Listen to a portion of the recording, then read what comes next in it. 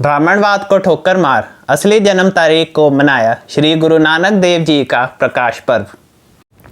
ब्राह्मणवाद के प्रभाव में गुरु नानक देव जी का प्रकाश पर्व आमतौर पर कार्तिक मास की पूर्णमासी अर्थात कार्तिक पूर्णिमा को मनाया जाता है, लेकिन गुरु जी के प्रकाश पर्व की असली तारीख है 15 अप्रैल, क्योंकि गुरु जी का जन्म 15 अप्रैल 1469 को हुआ था। इसीलिए चंडीगढ़ के गांव खुड्डाली शेर के गुरुद्वारा दुख निवारण साहब में गुरु जी का प्रकाश पर्व 15 अप्रैल को ही श्रद्धा और उत्साह के साथ मनाकर एक नई शुरुआत की गई। साथ ही इस अवसर पर सिखों के 5वें गुरु शहीदों के सरताज गुरु अर्जन देव जी का प्रकाश पर्व भी मनाया गया।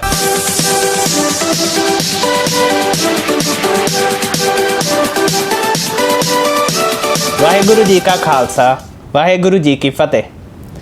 सिख धर्म के बानी, सिख धर्म के संस्थापक पहले गुरु श्री गुरु नानक देव जी ने सिख धर्म की स्थापना ब्राह्मणवाद के खिलाफ ही की थी, लेकिन बाद में सिख धर्म पर भी ब्राह्मणवाद ने अपना काफ़ी प्रभाव डाल लिया ताकि इसे भी बुद्ध धर्म की तरह ही समाप्त किया जा सके। यहाँ तक कि ब्राह्मणवादियों ने पहले गुरु श्री गुरु नानक देव जी की जन्म तारीख ही सिख परंपराओं में बदल दी।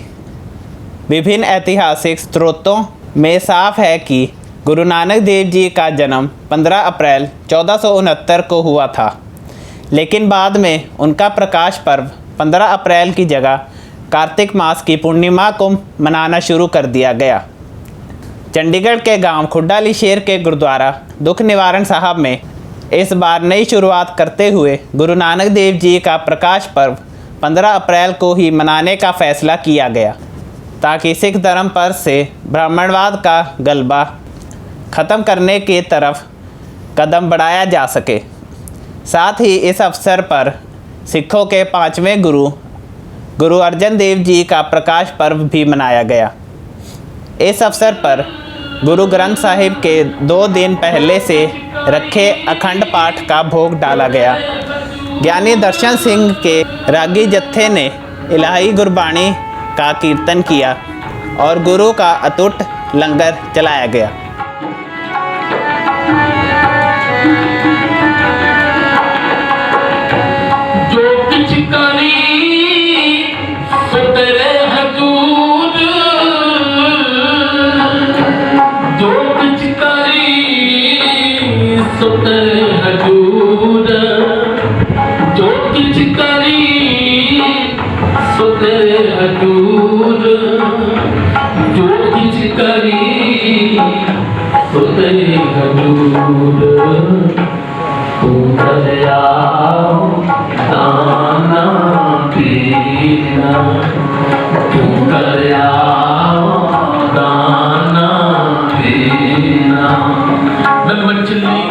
बचपन या सतगुरु सच्चे पातशाह जी सो संगतां ने नगर निवासियों ने तल मिल के पहले पातशाह धन धन साहिब श्री गुरु नानक देव जी महाराज, 5वें पातशाह धन धन साहिब श्री गुरु अर्जन देव जी महाराज नानक शाही कैलेंडर के अनुसार गुरु साहिब का जी मशहूरा के अनुसार अज 15 अप्रैल को गुरु साहिब का प्रकाश गुरु नानक सतगुरु सच्चे पातशाह जी आप की सच्ची बाणी आई लैके संगतां वालों श्री अखंड पाठ की आरंभ करने सच्चे पातशाह जी की संपूर्णता हुई है। उपरांत गुरबाणी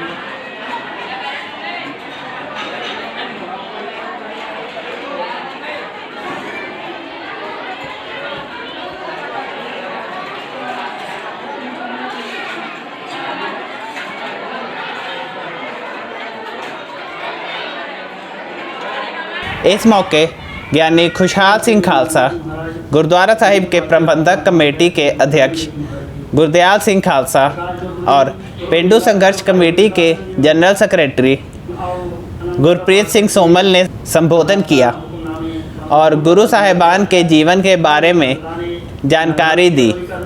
पंजाबी भाषा में यह पूरा संबोधन आप इस वीडियो के अंत में देख सकते हैं।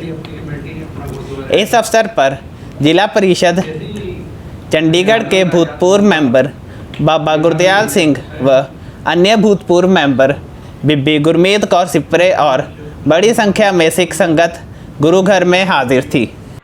भारत हिताई मीडिया से बात करते हुए गुरुद्वारा साहिब के प्रबंधक कमेटी के अध्यक्ष गुरदयाल सिंह खालसा ने कहा कि हम आज़ाद भारत के निवासी हैं और हमें अपने गुरु का प्रकाश पर्व सही तारीख पर मनाने का पूरा अधिकार है। उन्होंने कहा कि विभिन्न दस्तावेज़ों जैसे भट्ट बहियों, भाई काहन सिंह नाभा के महान कोश और श्रोमणी गुरुद्वारा प्रबंधक कमेटी SGPC श्री अमृतसर के रिकॉर्ड में भी गुरु साहिब का प्रगट दिवस 15 अप्रैल लिखा गया है, लेकिन पता नहीं SGPC की क्या मजबूरी है कि यह गुरु साहिब का प्रकाश पर्व कार्तिक मास में ही मनाती है। उन्होंने कहा कि पंजाब में कार्तिक मास में जन्म लेने वाले बच्चे को अशुभ माना जाता है, जिस कारण ब्राह्मणवादियों ने गुरु साहिब का जन्म कार्तिक मास में होने की बात फैलाई ताकि लोग उन्हें अशुभ माने। उन्होंने कहा कि गुरुद्वारा दुख निवारण साहब की कमेटी ने फैसला किया है कि भविष्य में गुरु साहिब का प्रकाश पर्व 15 अप्रैल को ही मनाया जाएगा।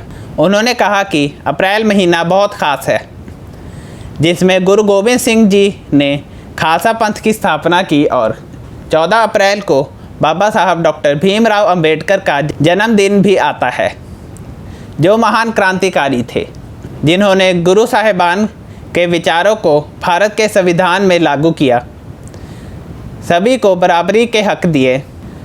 खासकर औरतों के लिए डॉक्टर अंबेडकर की बहुत महान देन है।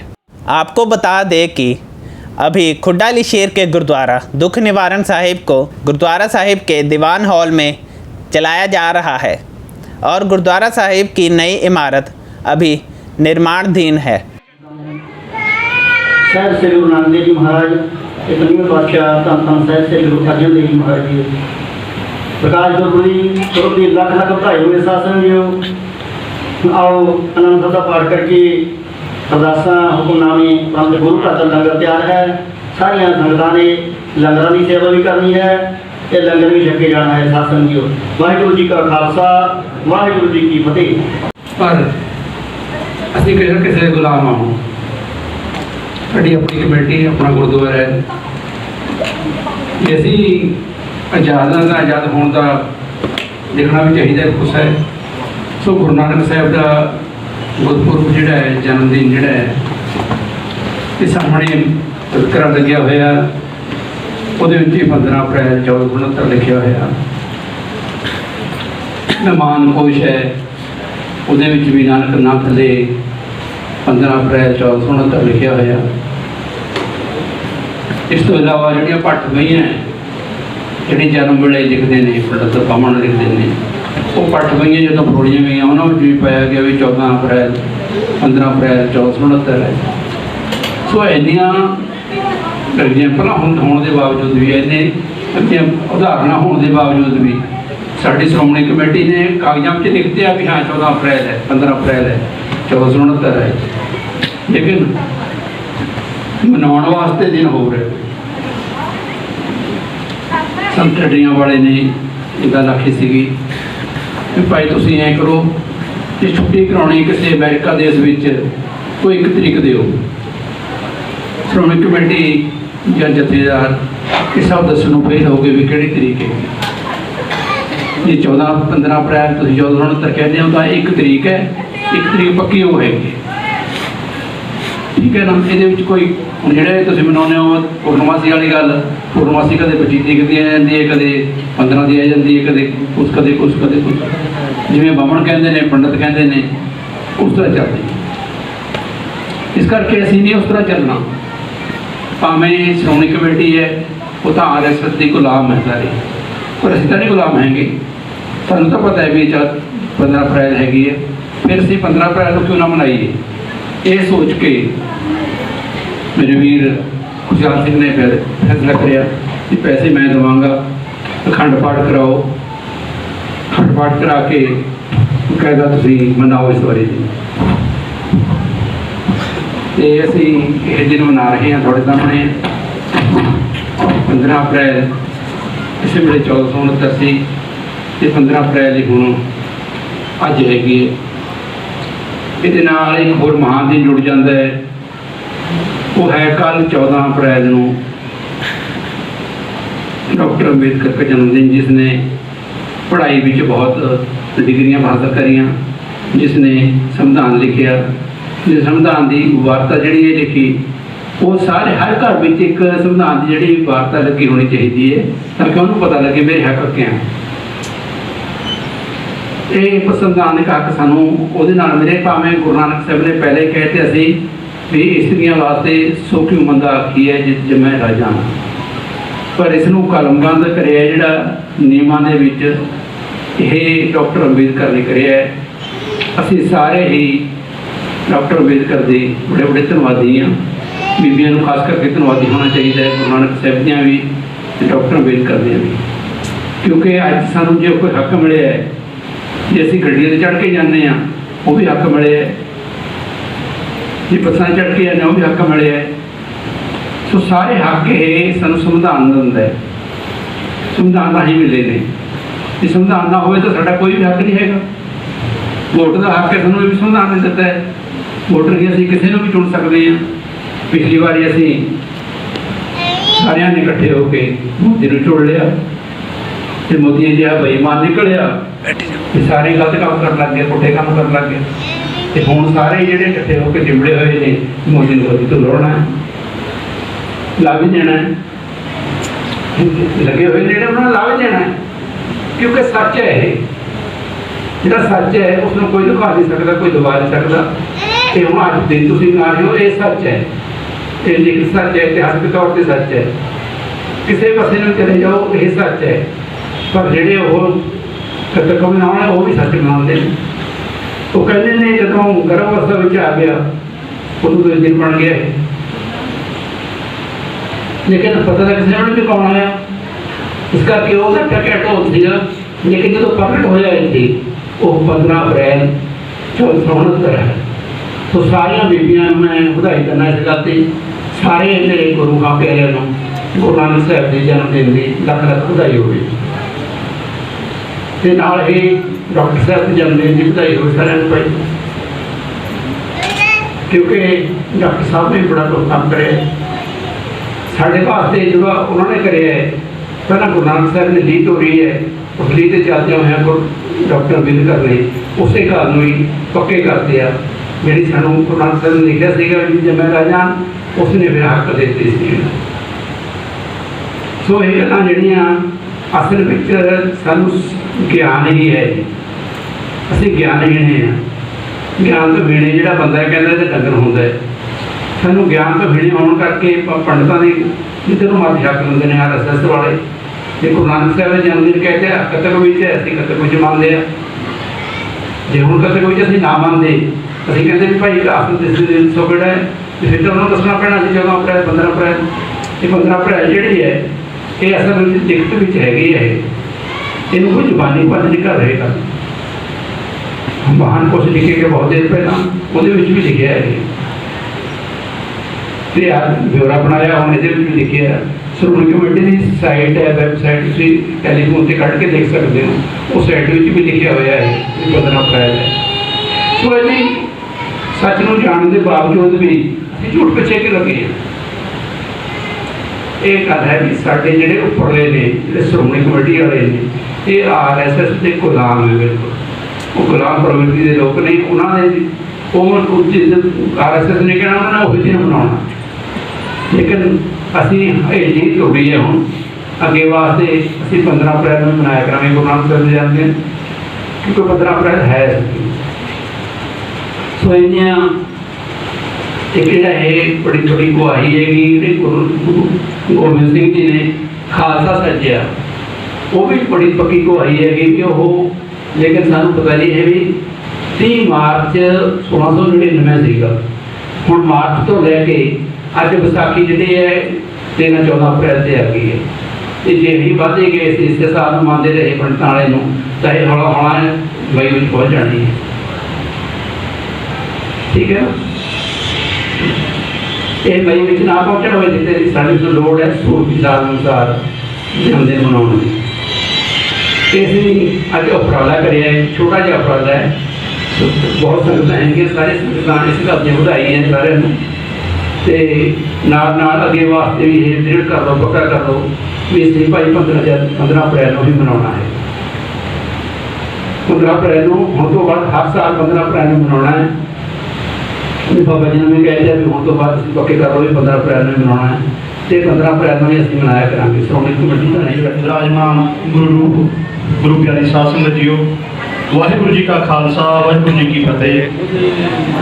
ਆਪ ਸਾਰਿਆਂ ਨੂੰ ਸ੍ਰੀ ਗੁਰੂ ਨਾਨਕ ਦੇਵ ਜੀ ਦੇ ਪ੍ਰਕਾਸ਼ ਪੁਰਬ ਦੀਆਂ ਲੱਖ ਲੱਖ ਮੁਬਾਰਕਾਂ।